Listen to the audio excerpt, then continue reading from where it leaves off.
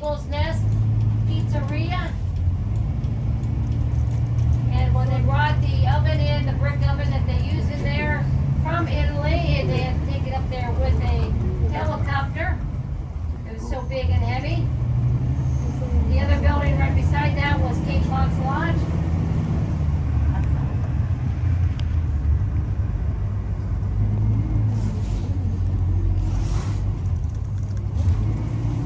Each building on our left is the newspaper.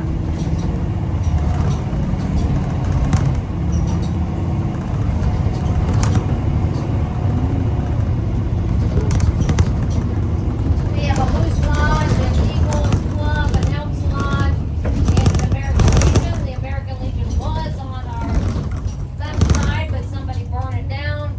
So they moved it over across the street just for a makeshift one right now. One of the cruise ships has donated enough money to build a new American Legion. This is Creek Street, part of Creek Street. That's Married Man's Trail. Married Man's Trail is where all the men leaving the Bronx would run down when they were leaving. And generally you would see their wives chasing after them with cast iron skillets.